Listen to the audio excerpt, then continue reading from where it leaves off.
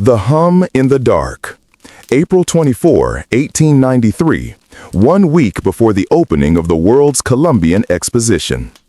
The city of Chicago did not sleep. It merely changed the frequency of its breathing. By day, it was a chaotic lung inhaling coal smoke and exhaling the raw, butchered scent of the Union stockyards. By night, it was a nervous system of flickering gas lamps and the encroaching, terrifying miracle of electric light. But down by the shores of Lake Michigan, a different city had risen from the swamp. They called it the White City. Constructed of staff, a mixture of plaster, cement, and jute fiber, it was a temporary empire designed to last only 6 months. It was Rome, it was Greece, it was the dream of a new America painted in blinding white. Yet, beneath the neoclassical facades, the mud of Jackson Park still churned, and the shadows were just as deep as those in the slums of the Levee District. Silas Vane knew the shadows well. He was a man composed of sharp angles and nervous tics, a junior engineer for the Westinghouse Electric Company. Tonight, he was not supposed to be in the machinery hall. The great dynamo floor was silent, save for the rhythmic dripping of a leaking pipe somewhere in the vaulted ceiling 300 feet above. Silas held a lantern, his hand trembling so violently the flame danced against the glass. He wasn't looking for copper wire or stolen blueprints. He was looking for a ghost. "I know you're in here," Silas whispered, his voice swallowed by the sheer scale of the building. The machinery hall was the largest building in the world, spanning 17 acres. It smelled of grease, sawdust, and the sharp, metallic tang of ozone. He walked past the sleeping giants, the massive Alice engines, the printing presses, the water pumps that would soon power the fountains. He stopped before the Westinghouse exhibit. It was a fortress of alternating current, the weapon that had won the war against Thomas Edison's direct current. And there, sitting on a crate near the polyphase demonstrator, was the device. It looked innocent enough, a cubic box of polished mahogany, inlaid with copper circuitry that seemed to spiral into nowhere. It wasn't on the inventory list. It wasn't on the schematics Nikola Tesla had sent from New York. Silas reached out. The air around his fingers grew warm. The hair on his arms stood up. He could hear it now. A sound that wasn't a sound, but a vibration in his teeth.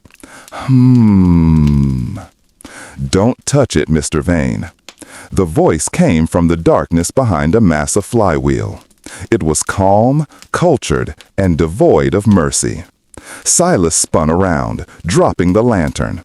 The glass shattered, but the flame didn't go out. It caught on a pile of oil-soaked rags. "Who is that? I'm authorized to be here." "You are authorized to check the fuses," the voice said. A figure stepped into the dying light of the lantern. He wore a long woolen coat and a bowler hat pulled low. In his hand, he held a heavy wrench, tapping it rhythmically against his thigh.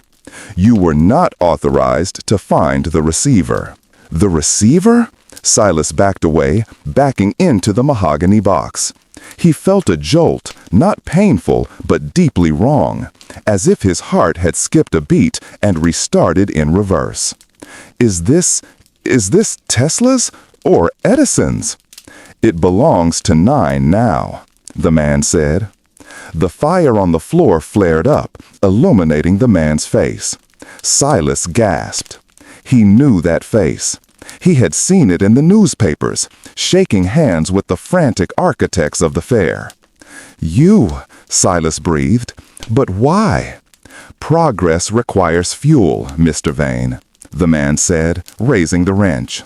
"Sometimes coal, sometimes reputation, and sometimes silence." Silas Vane turned to run, but the layout of the machinery hall was a labyrinth. As he scrambled over the dynamo, he felt the hum of the mahogany box rise to a shriek. The air turned violet. The last thing Silas saw was not the wrench nor the fire, but the copper spirals on the box beginning to glow with a light that looked like a captured star. Then, the White City claimed its first sacrifice. The Architect of Ruin. April 25, 1893. 6 days before opening day. Julian Blackwood was a man who understood structure. He knew that a building, like a lie, required a strong foundation to remain standing. If the foundation was weak, no amount of marble or gold leaf could save it from collapsing under its own weight. Julian was currently testing the structural integrity of his liver with a glass of cheap whiskey in a dive bar on State Street. "You're looking like a funeral, Blackwood," the bartender grunted, wiping a rag across the scarred wood. "I'm mourning my career, O'Malley," Julian replied, staring into the amber liquid. "It died 3 years ago, but the body keeps twitching." Julian was 32, though his eyes looked 50. He had once been the golden boy of the Chicago architectural scene, a protege of Daniel Burnham, the director of works for the World's Fair. Julian had the vision of an artist and the precision of an engineer. He had designed libraries that made people weep and banks that made people feel secure. Then came the collapse of the Ashcroft Theater. 8 dead. An investigation that blamed faulty materials. Julian had signed off on those materials, but he hadn't ordered them. The contractor, a man with deep pockets and shallow morals, had swapped the steel beams for inferior iron. But when the dust settled, the contractor was dining at the Palmer House, and Julian Blackwood was uninsurable, unemployable, and disgraced. Now, while the rest of Chicago was in a fever dream over the upcoming exposition, Julian was designing outhouses and ventilation shafts for meatpacking plants. The door to the bar swung open, letting in the damp chill of the lake wind and a street urchin clutching a newspaper. "Extra! Extra!" the boy shouted, weaving through the haze of tobacco smoke. "Mystery fire at the fairgrounds! Machinery hall scorched! Worker missing!" Julian ignored him until a heavy hand landed on his shoulder.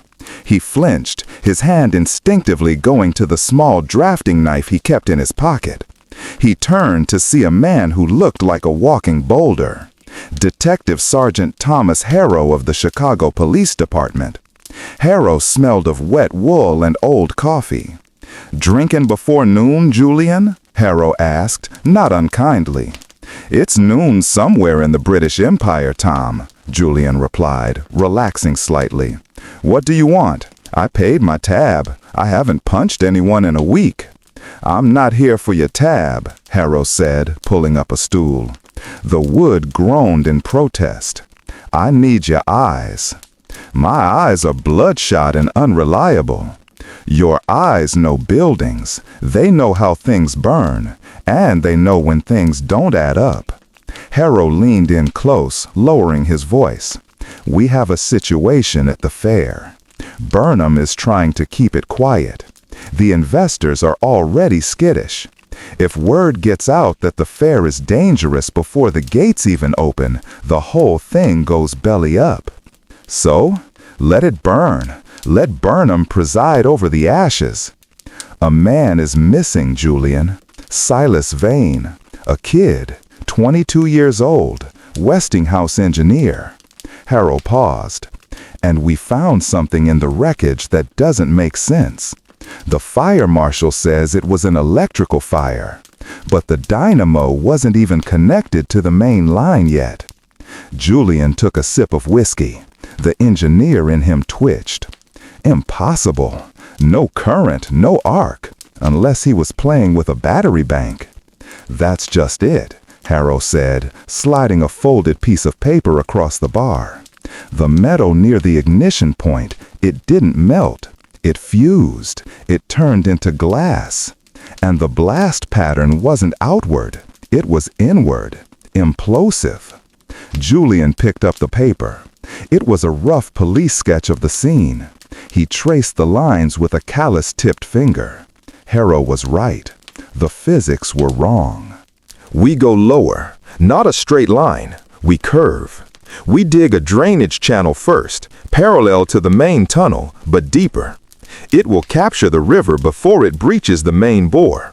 It will take longer, but we will finish. The line will be safe. Longer? Eli whispered. They will crucify me back east if I report a delay. The Union Pacific is closing the gap. You want a marvel of engineering, Mr. Thorne? Alun asked, his eyes piercing in the lamplight. Or a glorious, famous failure? Eli looked from the diagram in the dust to the endless black wall of the mountain. He made his choice, a choice that would define his entire career and, perhaps, the story of the American West. Do it, Eli said, but you'll report your progress only to me. And if this works, I'll need to know everything else you've heard the Earth say. Alun nodded, his face returning to its familiar placid mask. The mountain has many stories, Mr. Thorne, many secrets. You have only just begun to listen. The next few weeks were a fever dream for Eli. He lied to the surveyors, fabricating minor issues with the rock strata to explain the deviation in the line. He lied to the payroll, creating a special experimental shoring crew, which was, in reality, Alun's team digging their secret drainage tunnel. The pressure was immense. But in the quiet hours after sunset, he would stand at the mouth of Alun's new bore, watching the disciplined, silent work. There were no shouts, no slacking, only the rhythm of the picks and the metallic scrape of the shovels. They worked in shifts that defied human endurance, fueled by a collective dedication that Eli couldn't comprehend. Then, one rainy, miserable morning, it happened. A deep, steady gurgle was heard, followed by a rush. Alun's drainage tunnel, dug 20 feet below the main line, had intercepted a powerful underground torrent. Water, clear, cold, and fast, now poured out of the tunnel entrance, safely away from the main construction route. A cheer went up from the few white workers who understood what had just been prevented. O'Malley, who had privately been betting on a collapse, spat on the ground in grudging respect. The Chinaman's magic hailed, he muttered to Eli. Eli didn't correct him. It wasn't magic. It was a kind of knowledge that transcended blueprints. With the threat of the river mitigated, the main tunnel could be driven faster than ever before.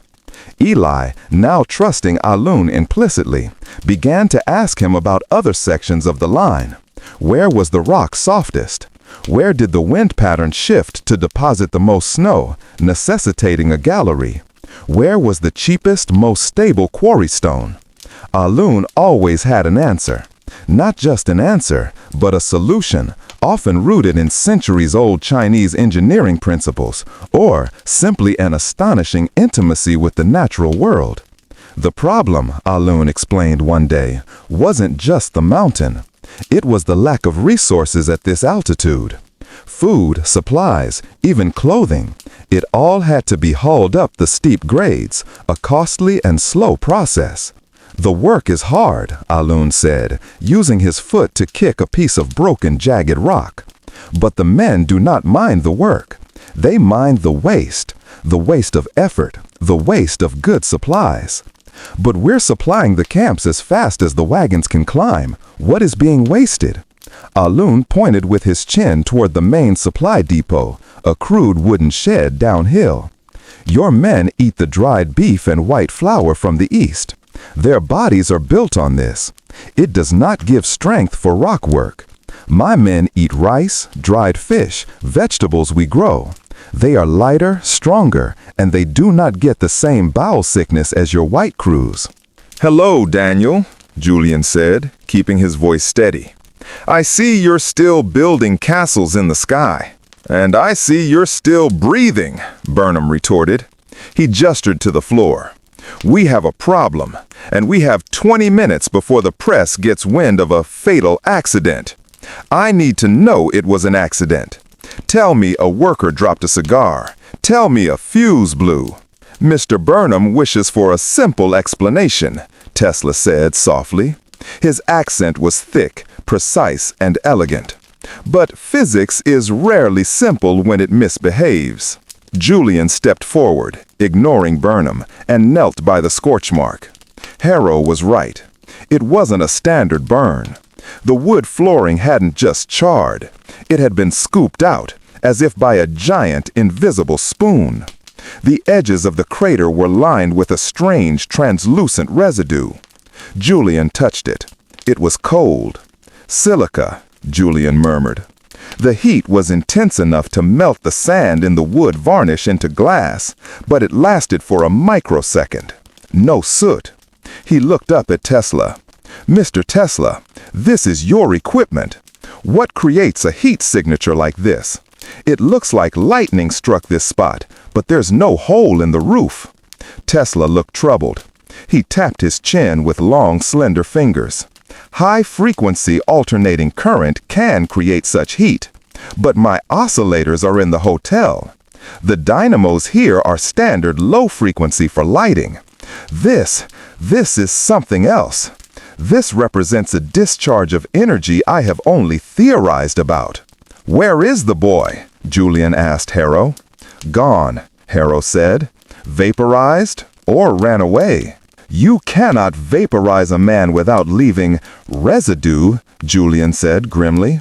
He stood up and walked to the massive flywheel of the engine next to the blast. He pulled out a magnifying glass he always carried, a habit from his days inspecting rivets. He examined the iron casing of the flywheel. There, barely visible, was a shadow. A silhouette burned into the metal paint, like a photograph negative. It was the outline of a man, arms raised in defense. He was here, Julian said, pointing. The flash cast his shadow. Burnham paled. So he's dead? Not necessarily, Julian said, tracing the shadow. Look at the edges. They're blurred, vibrating. And look here. He pointed to a spot on the floor, 3 feet away from the blast center. Lying in the dust was a small object. Julian picked it up with a handkerchief. It was a cog, but not a standard brass or steel cog used in American machinery. It was made of a silvery blue metal, lighter than aluminum, but hard as diamond. And etched into the surface was a symbol, a hand holding a flame. Prometheus, Julian whispered.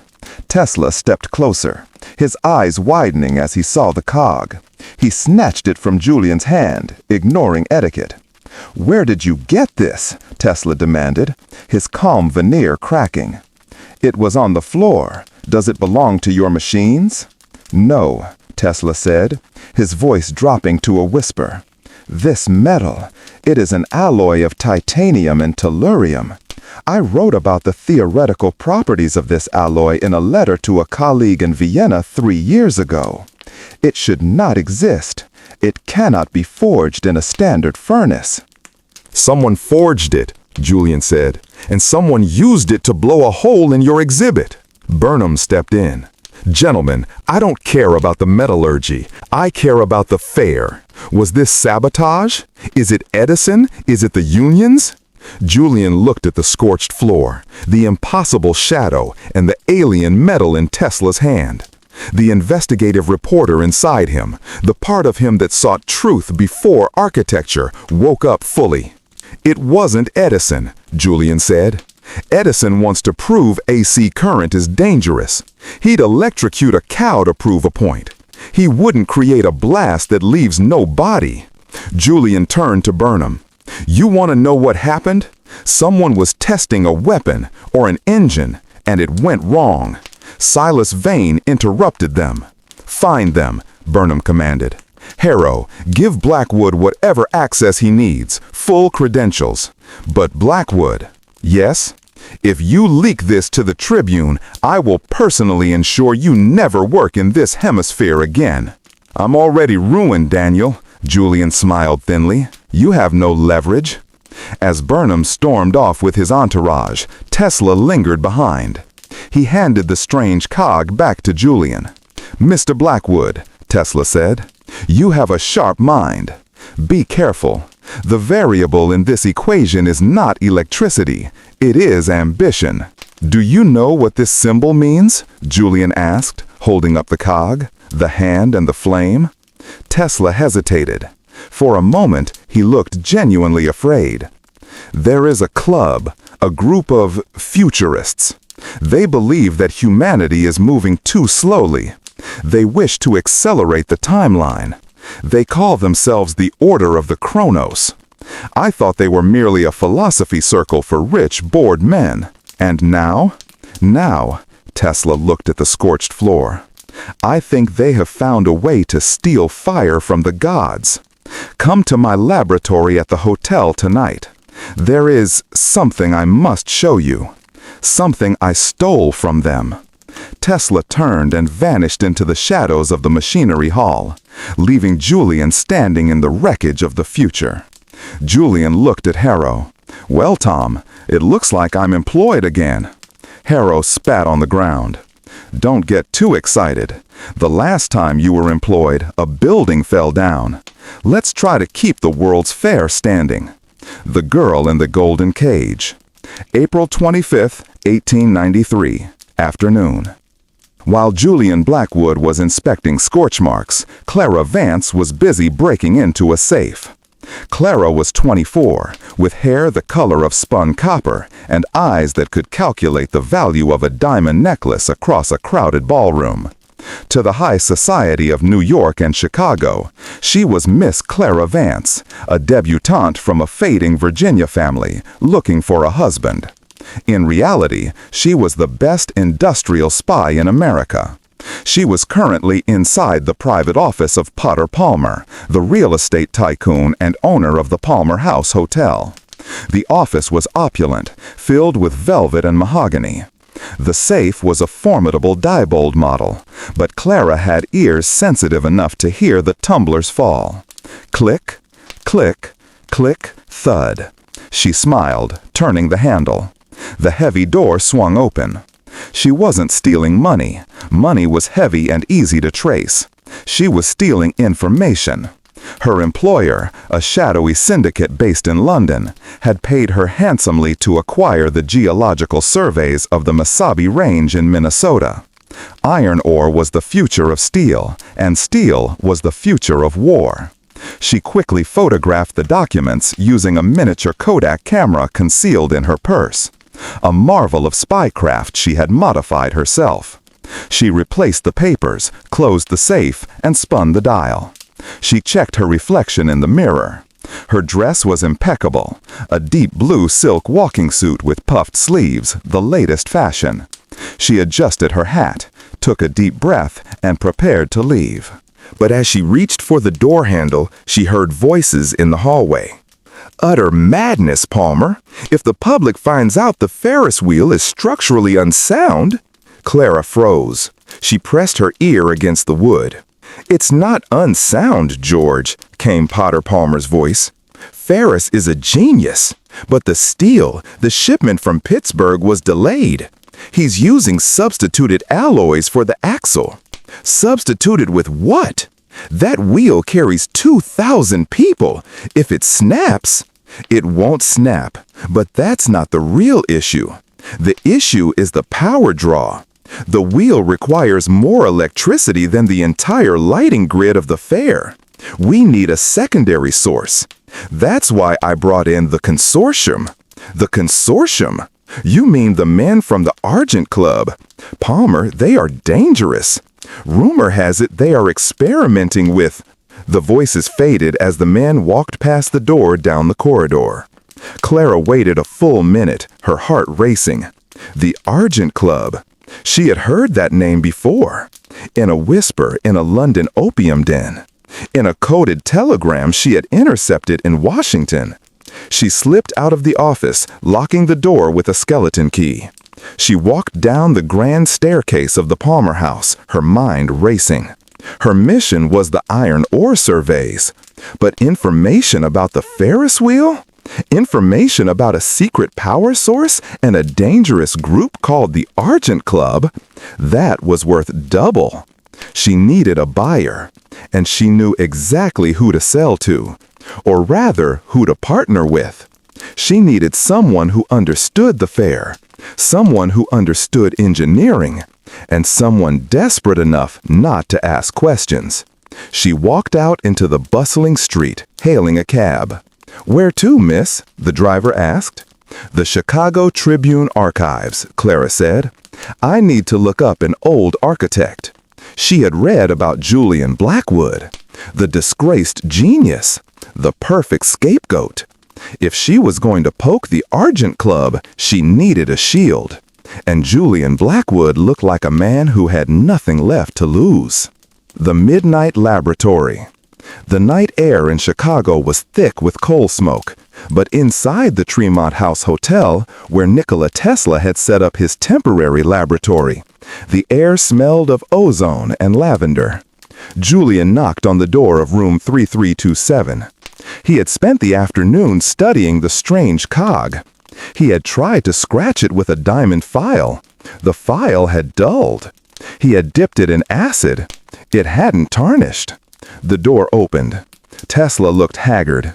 He was in his shirt sleeves, his hair disheveled. "Enter quickly," Tesla hissed, pulling Julian inside and bolting the door. The room was a chaos of wires, glass tubes, and coils.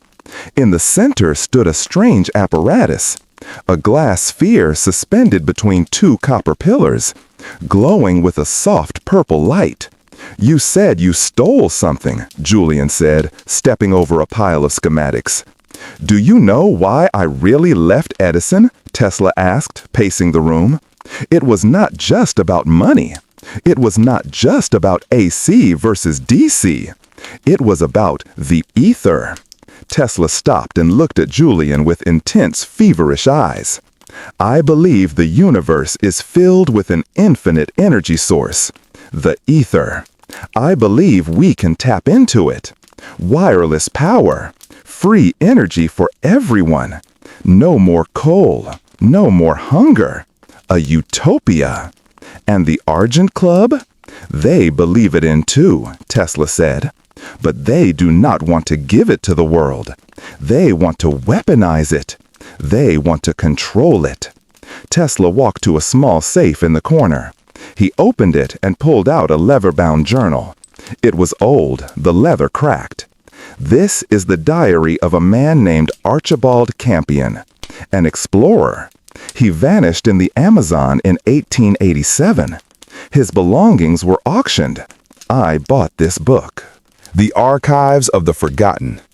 Ben burst out of the mill house and slammed the heavy oak door shut, fumbling desperately to reattach the cut padlock. His heart hammered against his ribs. His breath came in ragged, painful gasps. The silence was immediately broken by the muffled, angry sounds from within, the scraping of sharp, brittle nails on wood, and the deep, gurgling whisper of Elias Thorne echoing through the thick walls. He managed to jam the broken shackle back into place, securing the heavy steel pin. It wouldn't hold long against whatever was in there, but it bought him precious minutes. The water wheel was still silent. The ground had stopped shaking. The river, however, remained unnaturally high, churning with that ominous coppery-colored foam. Ben didn't look back. He ran to his truck, threw himself inside, and sped away from the mill settlement, not stopping until the dim, flickering light of his own isolated cabin appeared through the trees 20 miles away. He locked every door, secured every window, and collapsed onto his worn leather armchair, clutching Thorne's journal to his chest.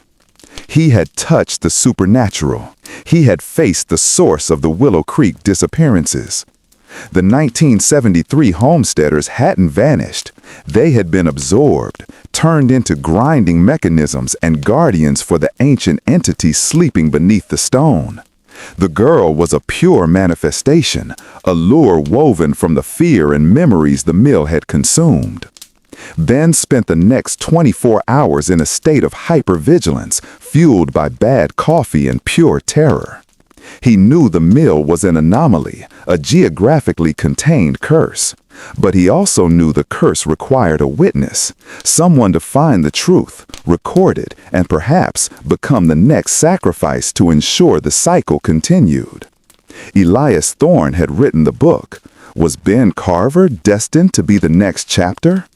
He couldn't rely on the police. His story would land him in a padded cell.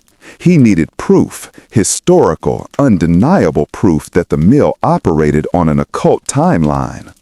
He focused on the key element, the pact. Elias Thorne mentioned making a bargain to save the harvest. This implied the horror wasn't inherent to the land, but to the water. Ben decided to risk one trip back to civilization. He needed a deeper dive into the region's history beyond the local newspaper snippets he'd already accessed. He needed the state archives. The next morning, armed with dark sunglasses and a desperate hope for normalcy, Ben drove 2 hours to the State Historical Library in Portland. The sheer normalcy of the library was almost painful. Students tapping on keyboards, librarians organizing dusty volumes, the smell of clean paper. It was a world away from the metallic stench and wet decay of Willow Creek. Ben went straight to the restricted sections, presenting his journalist credentials. He requested everything they had on the original Hudson River Valley settlers, the wave of migration in the 1850s that founded the small, now-forgotten settlements in the Cascades. Hours later, hunched over a heavy, brittle ledger from 1858, he found it.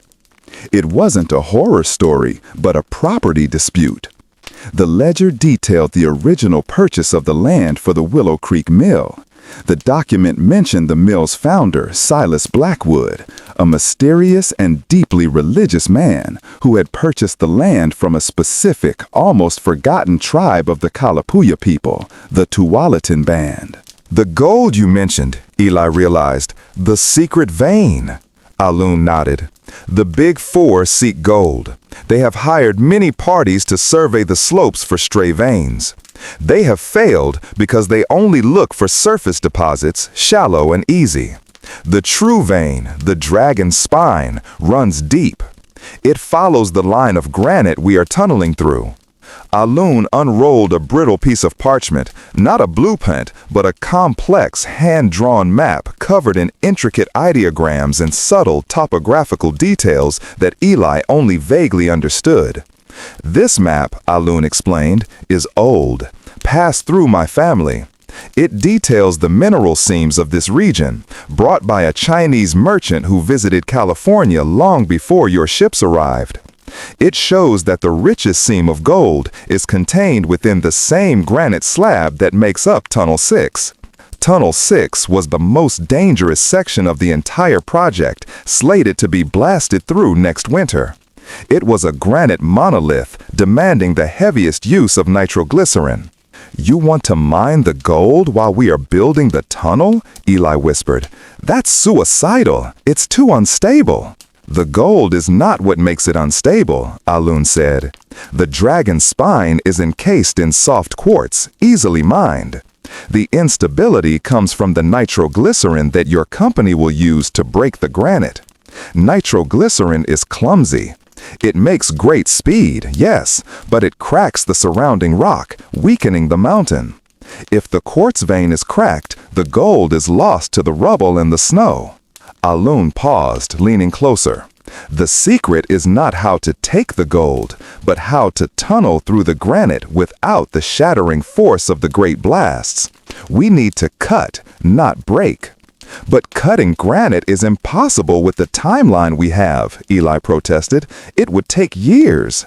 "Not with your tools," Alun countered, his eyes glinting. "With the mountain's tools."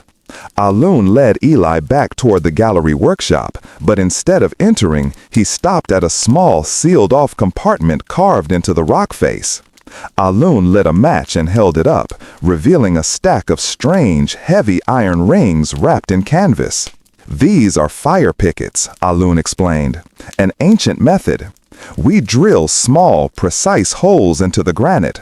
Not one large hole for the blast, but a dozen tiny ones in a line.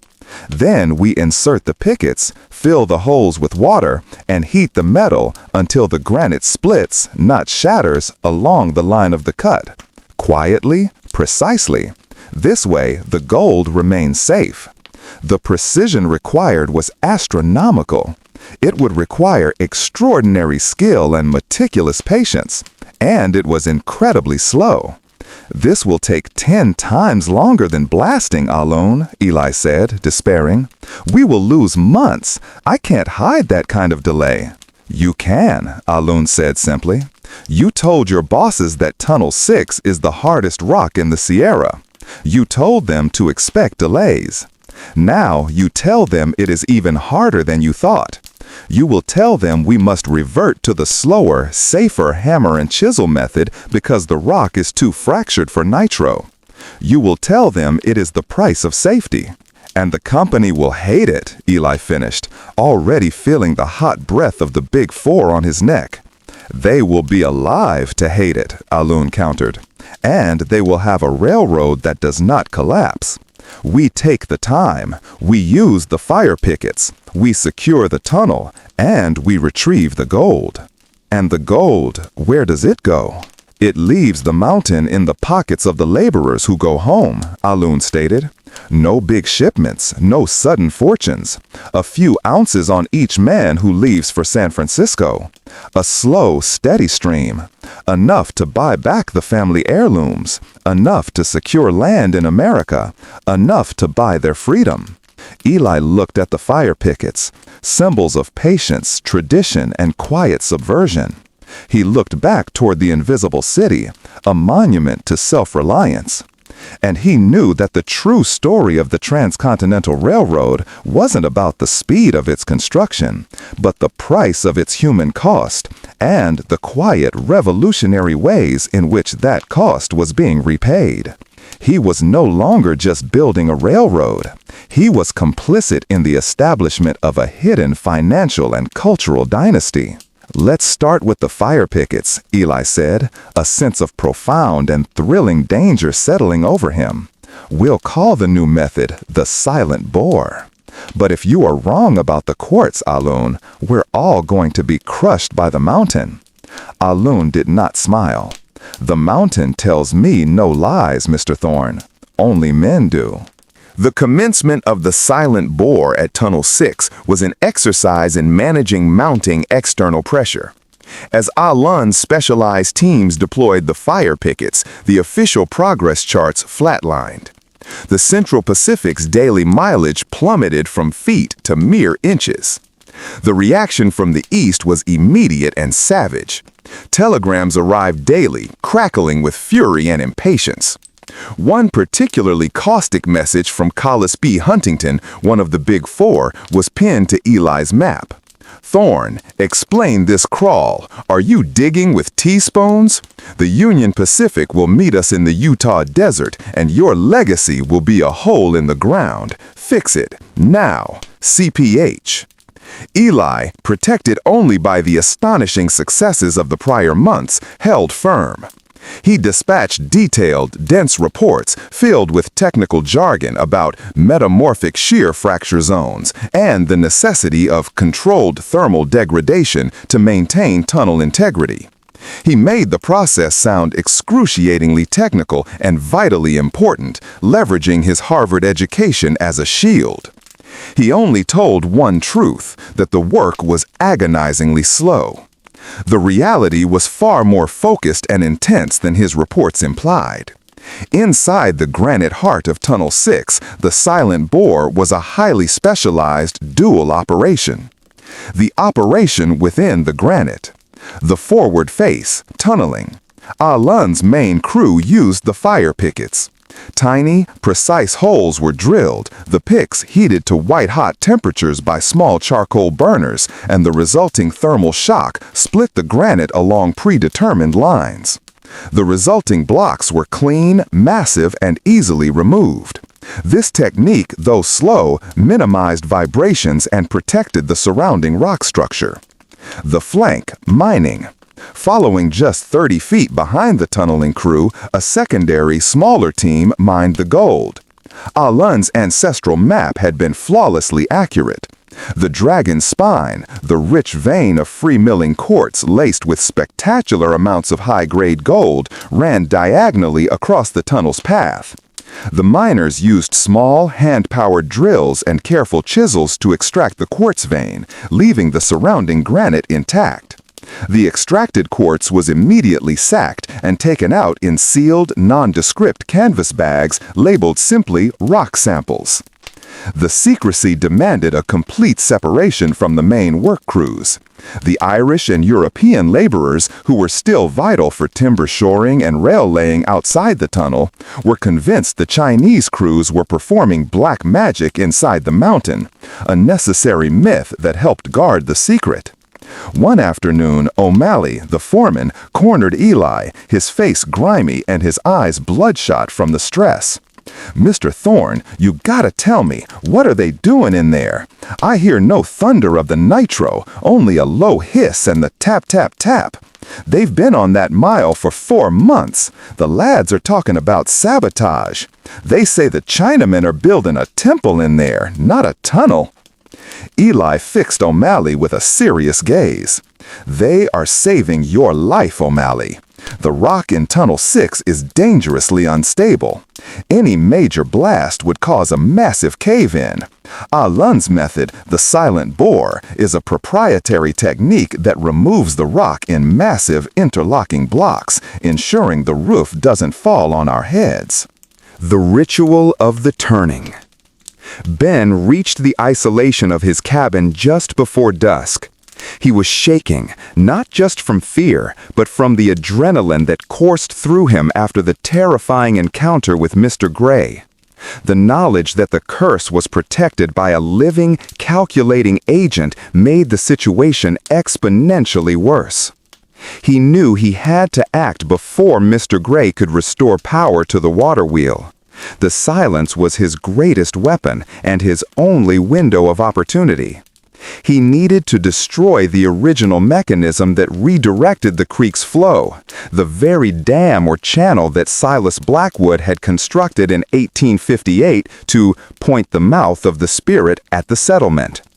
Ben gathered his supplies, the heavy sledgehammer, a length of thick marine rope, his most powerful rechargeable flashlight, and a small antique axe he had found in the cabin's woodshed. He also took Thorne's journal, determined that the evidence and the curse itself would end with him. If he died, at least the truth would be buried with him, away from Mr. Gray's sinister grasp. He was about to leave when he noticed something on his front porch. It wasn't a note, but a thin, gray film coating the wooden floorboards, drying slowly in the cool air. It looked like the viscous river sludge he had seen near the water wheel. And pressed into the center of the film was a single, perfect footprint, a child's footprint. Mr. Gray hadn't needed to wait at the library. The spirit's influence was spreading. The mill was calling him. He ignored the paralyzing fear and jumped into his truck. He needed to be quick and decisive. The Willow Creek settlement was bathed in an eerie twilight when Ben arrived. The river was still high, and the area surrounding the mill was soggy, the ground soft and yielding. The immense mill house loomed like a wet wooden grave marker. He approached the main dam structure first. It was a centuries-old construction of granite and heavy timber, located about 50 yards upstream from the water wheel, diverting the western tributary directly into the mill sluice. He began striking the old timber with the sledgehammer. Thwack! Thwack! The sound echoed violently through the silent forest, a beacon announcing his presence. The wood was rotten in some places, but the main support beams were massive and resisting his efforts. He was barely making a dent. He was focused entirely on the dam when a shadow moved at the edge of his peripheral vision. He spun around, the heavy hammer raised defensively. Standing at the edge of the creek was Mr. Gray. He hadn't arrived in a car. He seemed to have simply materialized from the twilight and the river fog. He was wearing the same dry, dusty suit, immaculate despite the damp surroundings. Mr. Gray, calmly. "The dam is robust, Mr. Carver. It was built to hold back more than just water. It holds back nature's balance. Breaking it will only release the current, not end the contract." Ben, breathing heavily. "The contract ends tonight. I'll take down every timber if I have to." Mr. Gray, "No need. You've done enough." Mr. Gray stepped aside, revealing a second figure.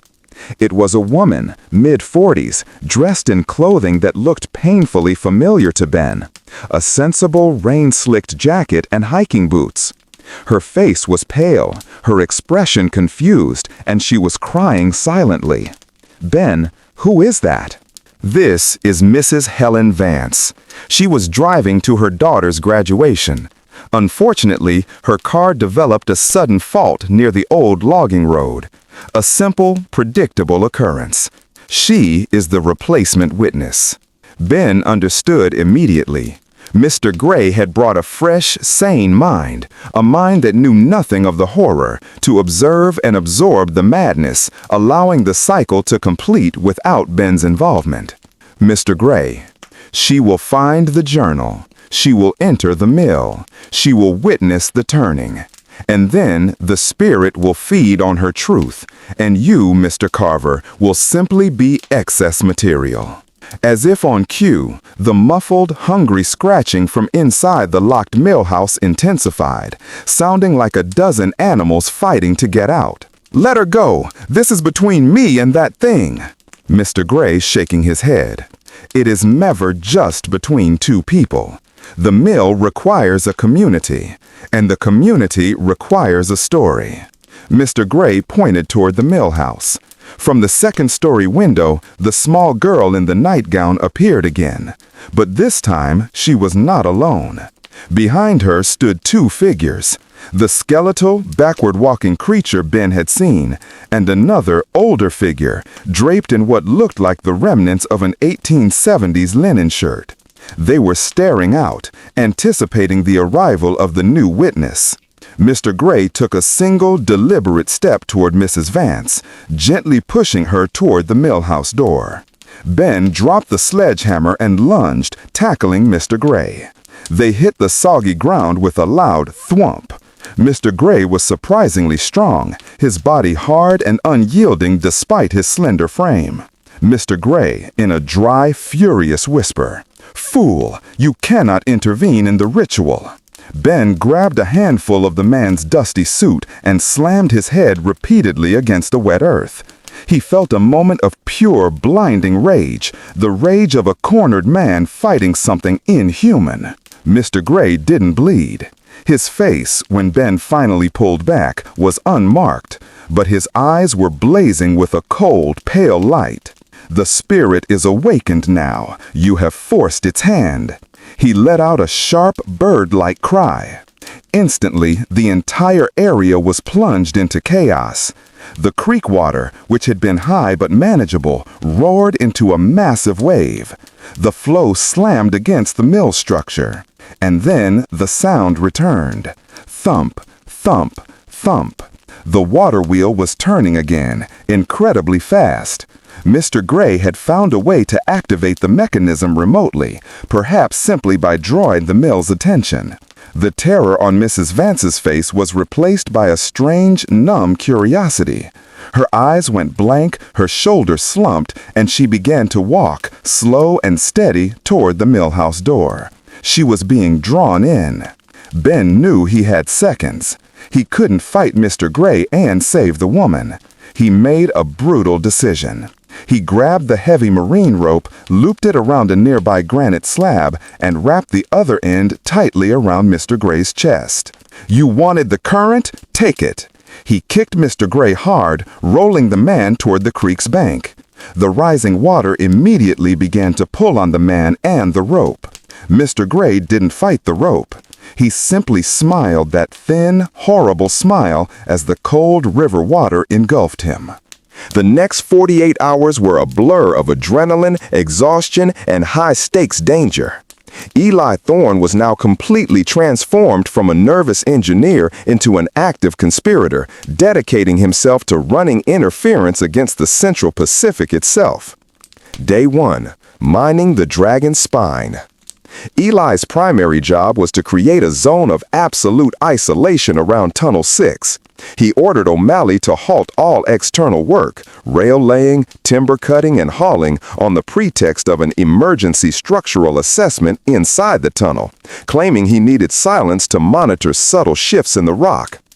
"Not a sound, O'Malley. If I hear so much as a hammer strike, I'll have your job. We are saving the entire line," Eli barked, playing the role of the stressed-out engineer to perfection. O'Malley, already intimidated by the silent bore mythology, enforced the quiet with a stern, fear-driven zeal. The main camp ground to a halt. Inside Tunnel 6, Ah Lun's operation was running at a frantic pace.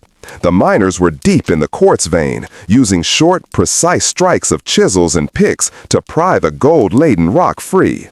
The temperature inside the mountain was stable, but the intensity of the labor produced a stifling heat, compounded by the flickering light of whale oil lamps. Ah Lun managed the process with ruthless efficiency. The gold quartz ore was immediately placed into small, heavy leather sacks, sealed with wax, and carried out by a dedicated chain of laborers known as the Silent Carriers. Eli stood guard at the tunnel entrance, his father's pocket watch clutched in his hand, marking the brutal, ticking passage of time. He watched as the sacks of gold, perhaps worth more than he would earn in 10 lifetimes, were silently transported past him. "How much longer, Ah Lun?" Eli demanded when the foreman briefly emerged, his face smeared with sweat and gold dust. "The vein is rich," Ah Lun replied, his voice hoarse, "richer than the old map promised. The last pocket is almost cleared. Perhaps 5 more hours of digging. Then we must seal." 5 hours. That would put them late into the night. A crisis erupted shortly after sunset. A delegation of white laborers, led by a surly, ambitious man named Jed, came to the tunnel mouth. "We ain't sitting around idle, Mr. Thorne," Jed complained, gesturing to the silent camp below. "The Central Pacific pays us to work, not to stare at granite. We hear that the Chinamen are getting special treatment. We demand to know what structural assessment means." Eli knew this was not just about work, it was about suspicion and racial resentment. He couldn't risk them rushing the tunnel and discovering the truth. Thinking fast, Eli pulled out his pistol and fired a shot into the air. The sudden crack echoed violently off the granite walls. "It means," Eli roared, leveling the gun at Jed, "that the mountain is talking to me, and I need silence to hear it. The timbers we just installed are cracking under a stress that I have never seen before. If you make one sound, you risk the roof falling in. Now get back to your tents and wait for my orders, or I swear I'll shoot the first man who jeopardizes this line." The laborers, seeing the frantic desperation in Eli's eyes and the gun in his hand, backed away, grumbling but terrified. Eli's sudden authoritarian display was exactly what they expected from an American boss under pressure. The well of identity. Ben stumbled back into the mill house, this time with a grim resolve that eclipsed fear. The smell of copper, wet earth, and something indescribably rotten was overwhelming.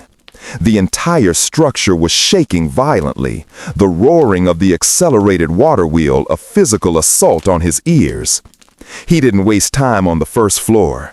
He sprinted up the groaning stairs to the grinding room, clutching the sledgehammer in one hand and Elias Thorne's journal in the other. The sight that greeted him on the second floor was a vortex of madness. The grinding stone was still vertical, suspended unnaturally above the black water-filled pit. The pool beneath it was churning, and in the center, Elias Thorne's preserved, waterlogged head was bobbing faster, tethered by its strange root system. The black water had risen and now lapped over the edges of the pit, threatening to flood the entire room.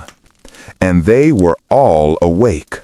The spectral child floated near the center, her music box tinkling a furious, high-pitched rhythm that sliced through the roar of the wheel. The skeletal creature, the 1973 homesteader, and the linen-shrouded figure, the 1873 settler, scuttled on the rafters and supports, their jointed limbs clicking like dry sticks. They weren't attacking yet. They were waiting. They were watching the witness return for the final performance.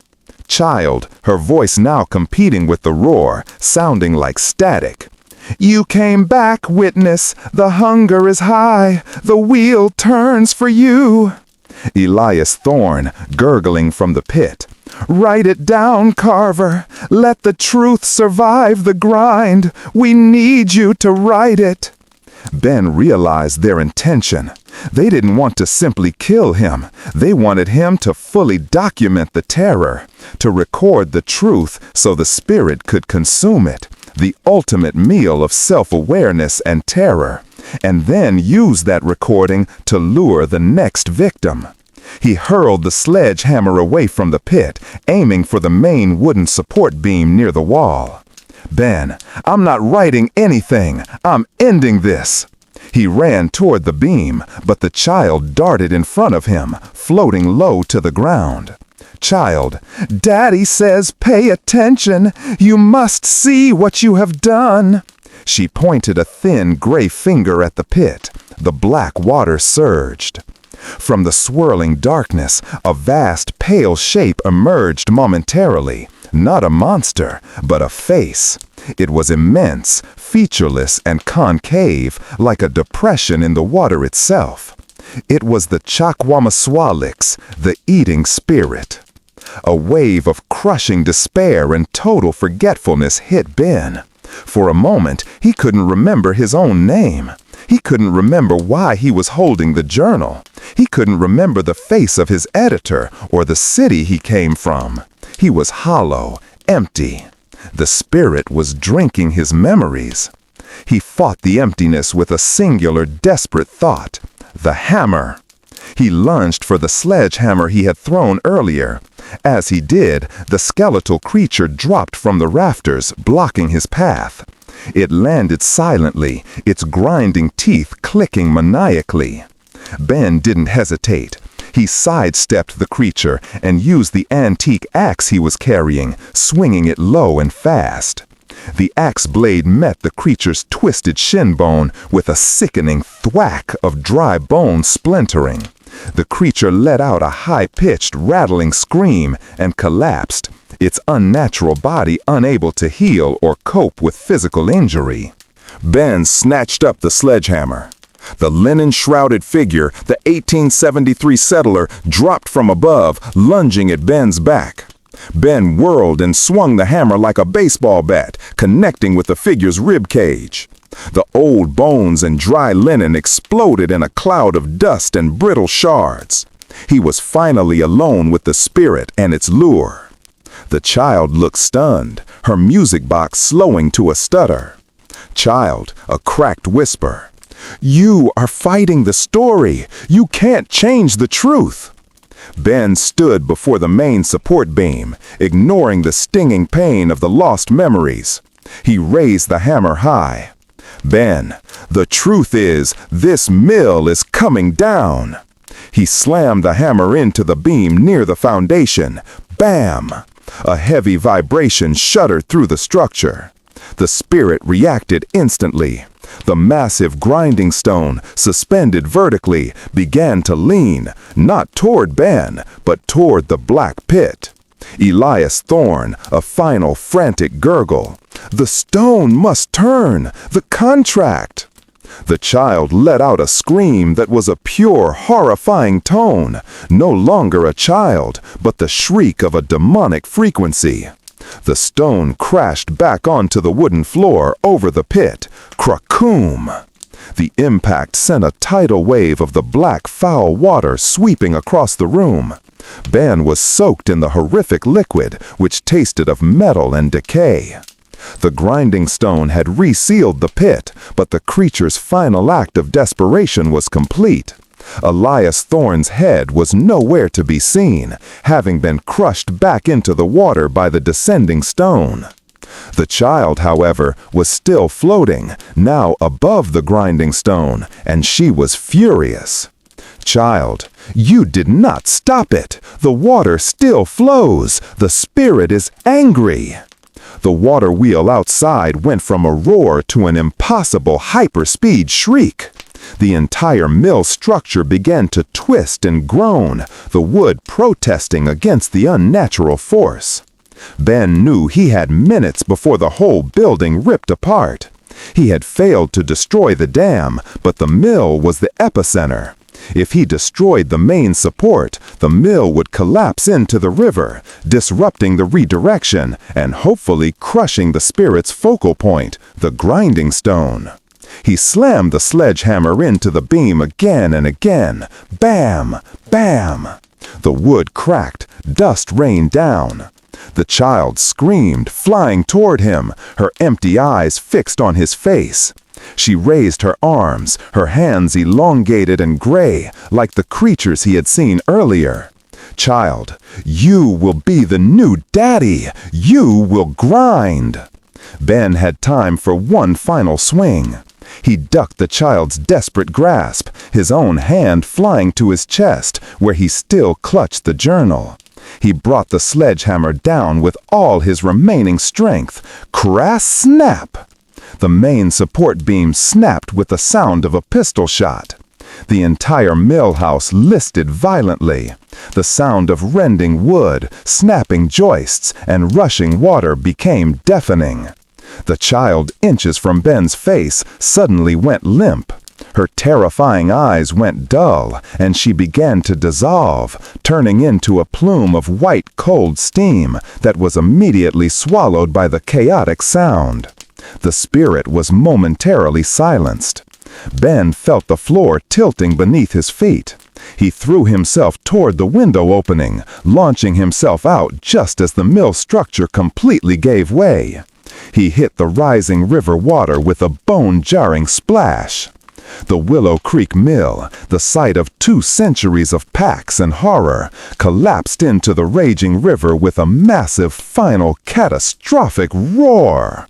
The grinding stone, the machinery, and the entire wooden edifice were submerged, ripped apart by the force of the redirected current, finally giving way to the water it had tried to control. Ben fought the current, surfacing and gasping for air. He was battered, freezing, and spitting black metallic water. He was alive. He pulled himself onto the muddy bank, collapsing next to Mrs. Vance, who was still locked in the truck, her eyes wide but thankfully regaining focus. The water wheel was silent, the dam was intact, but the mill was gone. The aftermath and the final entry. Days later, Ben Carver was gone from the cabin. He had driven Mrs. Vance to a distant hospital, giving a vague story about a sudden blackout and a car crash. He knew Mr. Gray would be looking for him. He was sitting in a sterile motel room in a city 3 states away, wrapped in blankets, his body aching, his mind fragmented. Many of his recent memories were gone. The faces of old colleagues, the exact circumstances of his disgrace in New York, all consumed by the spirit. But the core truth remained. The mill was the mouth, and the turning had stopped. He looked at the only thing he had saved, Elias Thorne's leather journal. It was waterlogged and partially ruined, but Ben had protected it. He opened it, flipping through the crinkled pages, remembering the horror of the pit and the child's final shriek. As he reached the end, he noticed that the final, old blood-stained entry from 1873 was no longer the end. Beneath Thorne's frantic handwriting, a new, meticulously written entry had appeared in a different hand, slightly faded, written in black ink, the ink of Ben's own pen, which he had carried with him. November 25th, 2025. I am the witness. The mill is destroyed. The pact is broken. The structure which directed the current is gone. The spirit sleeps, for the mouth is closed, and the stone lies crushed. The truth has been written and will not feed the hunger. The cycle ends here. Ben Carver, final witness. Ben stared at the page. He hadn't written that. His hand hadn't moved. But the words were his, recording the conclusion. A shiver ran down his spine. The spirit feeds on the written truth, but the witness also records the truth. He had saved the world from the horror, but in doing so, he had become the final, most potent witness. He reached for a match and the journal. He had to destroy it. The truth must not survive the grind. Just as he lit the match, his phone rang. It was an unknown number. He hesitated, then answered. Ben, hello? The voice on the other end was dry, thin, and impossibly calm. Mr. Gray, voice crackling. The structure is temporary, Mr. Carver. The current is not. And the spirit is patient. It will find a new mechanism. But thank you.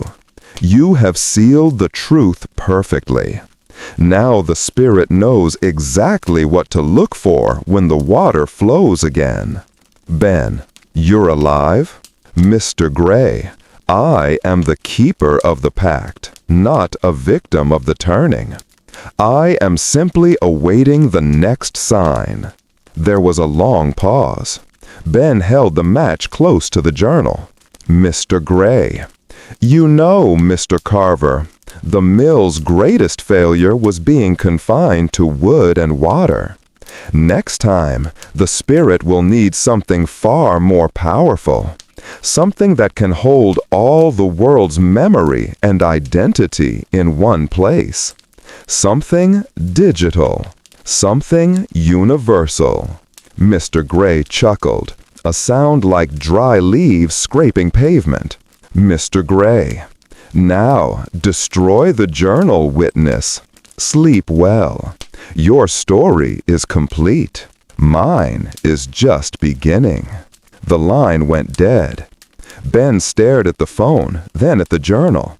He had saved Willow Creek, but had he simply ensured that the horror would evolve? He struck the match against the box and held the tiny flame to the thick leather cover of Elias Thorne's manuscript. The dry, ancient leather caught fire instantly.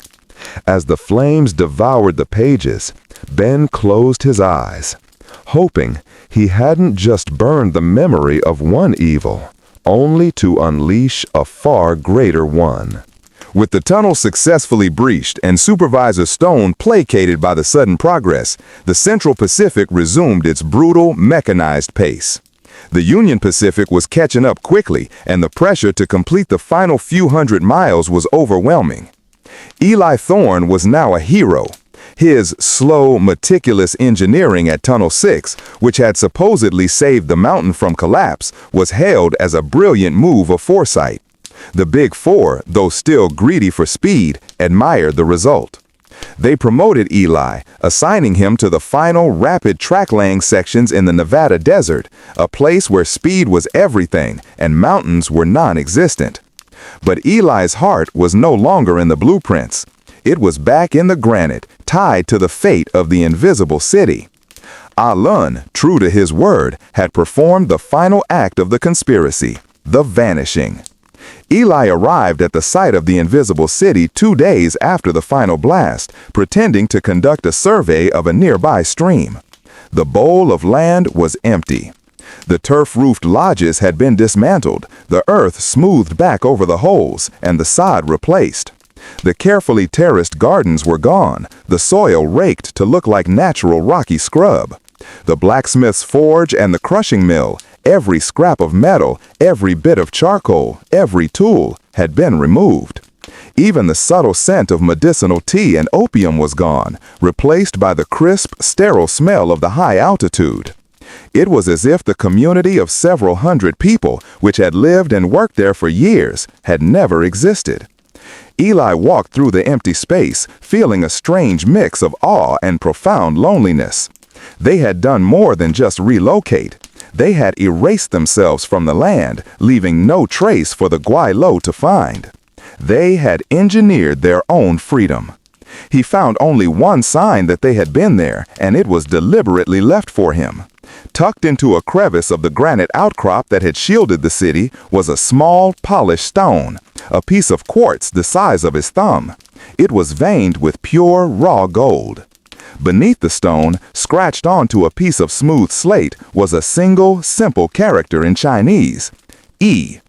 E meant righteousness or brotherhood based on shared duty. It was a farewell, a thank you, and a promise of silence. Eli pocketed the gold-veined quartz, his only payment and the heaviest thing he had ever owned.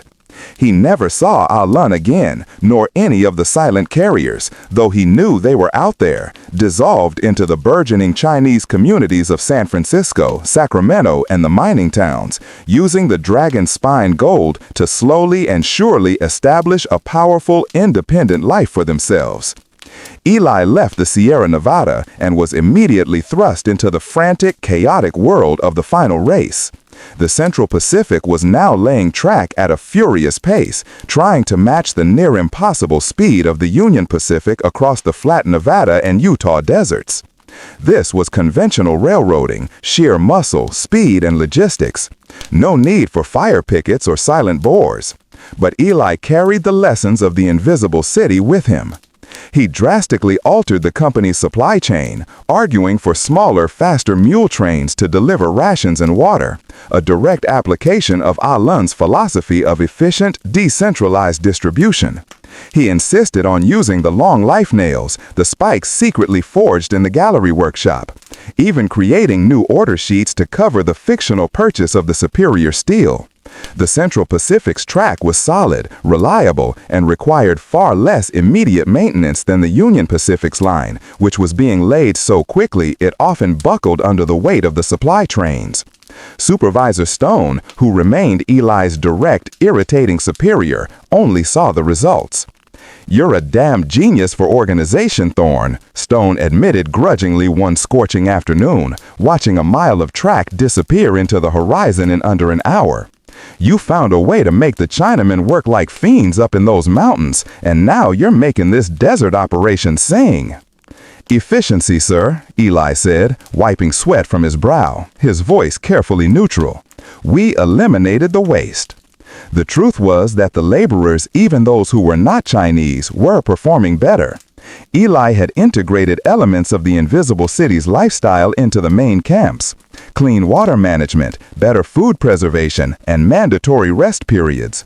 Though he never admitted the source of the innovation, he used the money saved from reduced supply costs to fund these improvements, raising the overall health and morale of the workforce.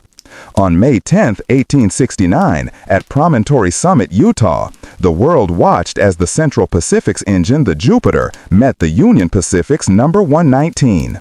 The famous golden spike was driven, a symbol of a nation unified by the iron horse.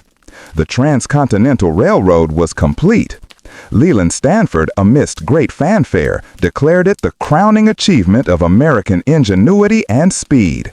The telegraph lines instantly broadcast the news across the globe. Eli Thorne was there, dressed in a new, clean suit, standing respectfully behind the major executives. He shook hands, accepted congratulations, and listened to the speeches filled with soaring rhetoric about manifest destiny and the brave Irish and white laborers who had conquered the wilderness. Not a single speech mentioned the Chinese laborers who had performed the hardest, most dangerous work in the Sierra Nevada. They were the forgotten army, the invisible foundation. As the ceremony concluded, Eli felt the polished gold quartz stone in his pocket. E. Brotherhood. He knew the official history was a beautiful, powerful lie. The true railroad was built on the superior, silent engineering of a hidden culture, financed by a secret vein of gold, and protected by an audacious conspiracy. The Unseen Dynasty. Eli Thorne returned east, hailed as an organizational prodigy. He was made a vice president of operations for the Central Pacific, a wealthy man at 30 years old. He married a prominent Boston socialite, built a respectable mansion, and spent his professional life managing the logistics of the very railroad whose dark secret he kept buried deep inside him. He became one of the railroad barons, a powerful figure in the Gilded Age.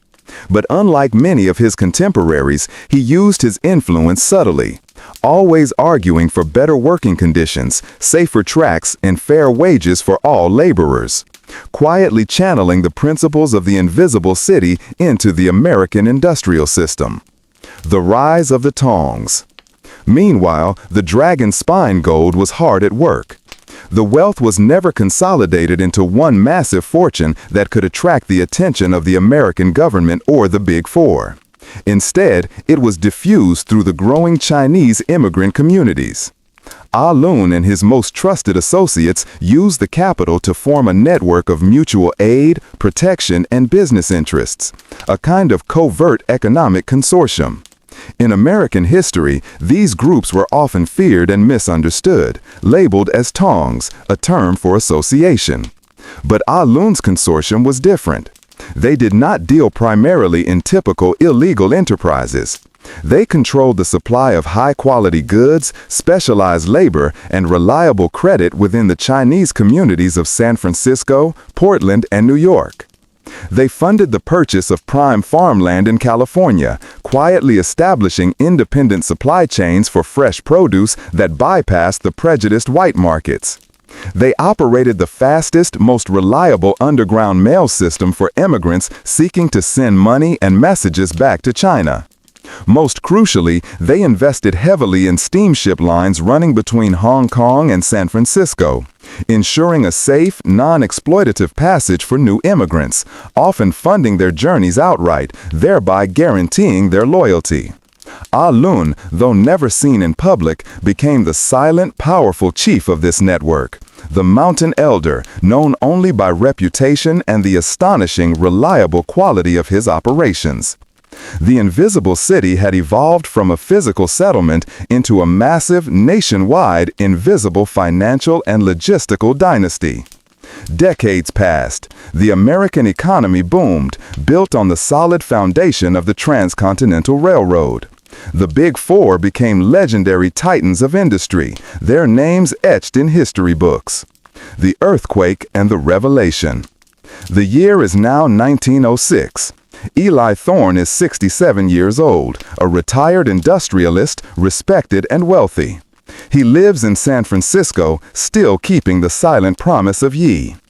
On April 18, 1906, the Great San Francisco earthquake struck. The city was devastated. Brick structures crumbled, and the ensuing fires consumed miles of wooden buildings. Chaos reigned. The Golden Hour. May 1, 1893, 11 a.m. The world had come to Chicago. 100,000 people flooded the Court of Honor. They were a sea of bowler hats, parasols, and excitement. Flags from every nation snapped in the stiff breeze coming off Lake Michigan. On the grandstand, President Grover Cleveland sat, ready to deliver the speech that would open the 19th century to the 20th. But beneath the wooden planks of the boardwalks, a different current was flowing. "Look at them," Clara whispered. She, Julian, and Tesla stood in the shadows of the transportation building. They have no idea they are standing on a powder keg. "Ignorance is a potent insulator," Tesla muttered. He checked his pocket watch. 1 hour. At noon, the president will press the gold telegraph key. It is supposed to start the Alice engine and light the fountains. But Krellman has rerouted the circuit. When that key is pressed, it will signal the mines building to discharge the accumulation into the wheel. "Go," Julian said, his hand gripping a heavy canvas satchel containing Tesla's feedback device. "If we fail, nobody will remember the architecture. They'll only remember the crater."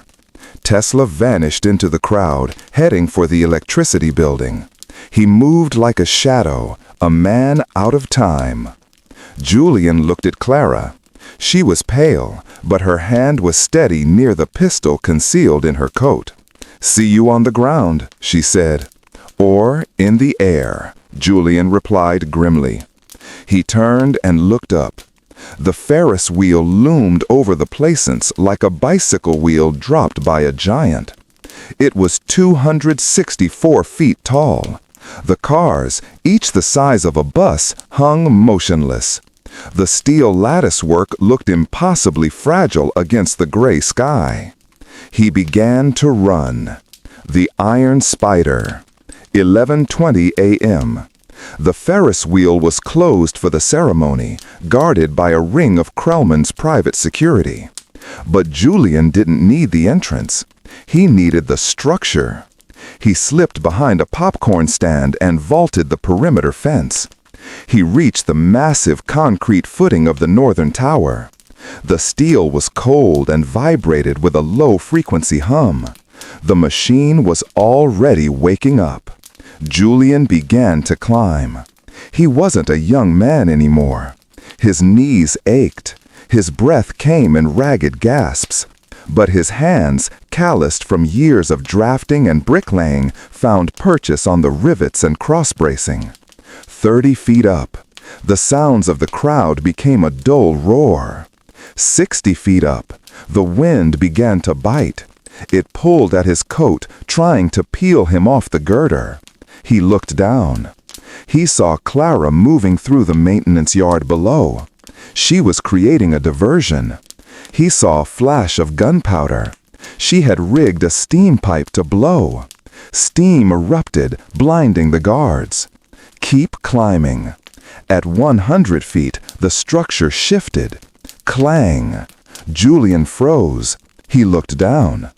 Climbing the tower beneath him, moving with unnatural jerky speed, was a shape. It was one of the automatons, the Iron Spider. It didn't use a ladder.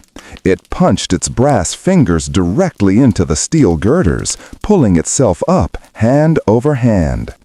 It was hunting him. "Damn it," Julian hissed. He scrambled faster, abandoning caution. He swung out over the abyss, reaching for the main axle support. Below him, the automaton raised its head. The violet lens flared. A bolt of electricity sizzled past Julian's ear, welding a rivet shut. Julian reached the maintenance platform near the colossal axle. The axle was the largest single piece of steel ever forged, 33 inches thick, 45 feet long. He unslung the satchel. He had to place Tesla's device directly on the magnetic coil housing. He heard the heavy metallic thud of the automaton landing on the platform behind him. Julian turned, pulling a heavy wrench from his belt. It was a pathetic weapon against a machine of death, but it was all he had. The automaton straightened up. It was 7 feet of brass and hate. It raised its arm to fire. Bang! A bullet sparked off the robot's lens. Down below, on the roof of a gondola, Clara was firing upwards with a long-range rifle she had borrowed from the security office. The shot threw the automaton's aim off. The lightning bolt hit the axle, showering Julian in sparks. "Thanks, Clara," Julian gasped. He lunged at the robot, jamming his wrench into the exposed gears of its elbow joint. The machine screeched. It backhanded Julian, sending him sliding across the oil-slicked platform toward the edge. He grabbed the railing with one hand, his legs dangling 100 feet above the earth. The robot raised its other arm. The barrel spun. The Wizard's Duel. 11:45 a.m. Inside the electricity building, Nikola Tesla was fighting a war of frequencies. He had knocked out a technician and taken over the secondary control board. The room was filled with the deafening hum of dynamos. "You want power, Krellman?" Tesla whispered, sweat dripping from his brow. "I will give you power." He watched the gauges. The load from the mines building was spiking. Krellman was drawing everything. Tesla grabbed 2 heavy copper levers. He didn't just want to stop the flow, he wanted to corrupt it.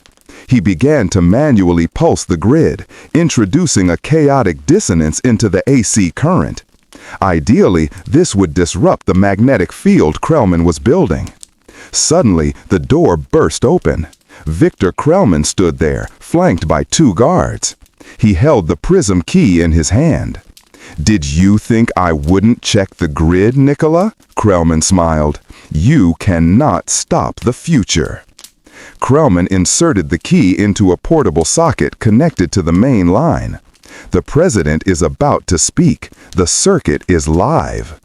Tesla stepped back. "You have bypassed the safety regulators. If you turn that on, you will melt the core." "A small price," Krellman said. He looked at his pocket watch. Noon. In the distance, a cannon fired. The signal. On the grandstand, President Cleveland reached out his hand. "Now!" Krellman yelled, throwing the master switch. The sky on fire. 12 p.m. President Cleveland pressed the gold key. The crowd cheered. The fountains erupted with water. But then the sound changed. A deep, bone-rattling thrum echoed across the entire fairgrounds. The water in the basin began to vibrate. The gas lamps exploded. On the Ferris wheel platform, the automaton froze. The surge of chaotic energy from Tesla's interference had locked its joints. Julian pulled himself up from the edge. He saw the axle beginning to glow a dull, angry red. The air smelled of ozone and burning copper. He grabbed the satchel. He pulled out Tesla's device, the floating cog, now spinning so fast it whined like a banshee. He had to attach it to the magnetic housing, but the housing was searing hot. "Do it, Julian!" he screamed at himself. He ripped off his coat, wrapped it around his hands, and slammed the device onto the magnetic couplings. The magnet seized the device. The cog engaged. Click. The effect was instantaneous. The violet energy pouring up the legs of the Ferris wheel hit the device. Instead of broadcasting out into the atmosphere, it was forced back down the line. The feedback loop was closed. The Ferris wheel groaned. The massive steel structure flexed like a living thing in pain. "Jump!" Julian yelled to no one. He looked for a way down. There was none. The ladder was blocked by the frozen automaton. Suddenly, the giant wheel began to turn. Fast. Too fast. Julian dove into the nearest maintenance hatch of a passing gondola car. He tumbled inside just as the wheel accelerated into a blur. The collapse. The feedback wave raced back through the underground cables, under the feet of the cheering crowd, back to the mines and mining building. In the deep pit, the great machine screamed. The 6 sockets on the core, 1 empty, 5 full, could not handle the returning pressure. Crack. The blue sky stone shattered. A shock wave of pure force erupted from the mines building. It wasn't fire, it was displacement. The roof of the building simply ceased to exist, blown upward into dust. The windows of the neighboring electricity building shattered inward.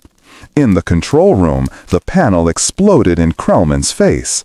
He was thrown backward, the prism key flying from his hand and shattering on the floor. Tesla ducked behind a dynamo as sparks rained down like hellfire. Outside, the crowd panicked. The ground rolled like the deck of a ship. But because the energy had been contained in the loop between the wheel and the mine, the blast was vertical, not horizontal. The mine's building collapsed into its own foundation, burying the machine, the automatons, and the secrets of the Argent Club under tons of steel and rock. On the Ferris wheel, the power cut out. The giant wheel shrieked, the brakes engaging. It slowed, shuddered, and rocked to a halt. Julian lay on the floor of the gondola, bruised, battered, but alive. He looked out the window. A plume of dust rose from the mines building, but the rest of the White City stood. The administration dome was intact. The people were running, but they were alive. He laughed, a dry, rasping laugh. "Structure holds," he whispered. "Structure holds." Epilogue: The City of Ash and Memory. October 31, 1893. The closing of the fair. 6 months had passed. The fair was ending. It ended in tragedy. Mayor Harrison had been assassinated 2 days prior. But the city of Chicago had survived the opening day gas explosion, as the papers called it. Julian Blackwood stood by the rail of a steamer ship departing for London. He looked different. The lines of exhaustion were gone, replaced by a quiet confidence. He wore a new suit. "Nice view," a voice said beside him. Clara Vance leaned on the rail, holding a glass of champagne. "Though I prefer Paris." "Did you get paid?" Julian asked. "Handsomely," Clara smiled. "The British government was very interested in the fragments of the sky stone I managed to sweep up." "And Krellman?" "Vanished," Clara said. "Some say he died in the blast. Some say he ran back to Prussia to lick his wounds. But the Argent Club is broken." "And Tesla?" Julian pointed to the dock. Standing there, waving a handkerchief, was Nikola Tesla. He looked lonely, as always, but he was smiling. He had his secrets back. He had saved the world, and nobody knew. "He's going to Niagara Falls next," Julian said. "Real power, hydroelectric, no more alien ghosts." "What about you, Julian?" Clara asked. "Will you build again?" Julian looked at the receding skyline of Chicago. The white city was already being torn down, returning to the mud. "I think I'm done with buildings," Julian said, taking Clara's hand. "I think I'd like to try dismantling things for a while. It pays better." Clara grinned. "I know a safe in Vienna that needs cracking." "Lead the way, Miss Vance." The ship's horn blasted, a deep, mournful sound that echoed over the water, signaling the end of the dream and the beginning of the century.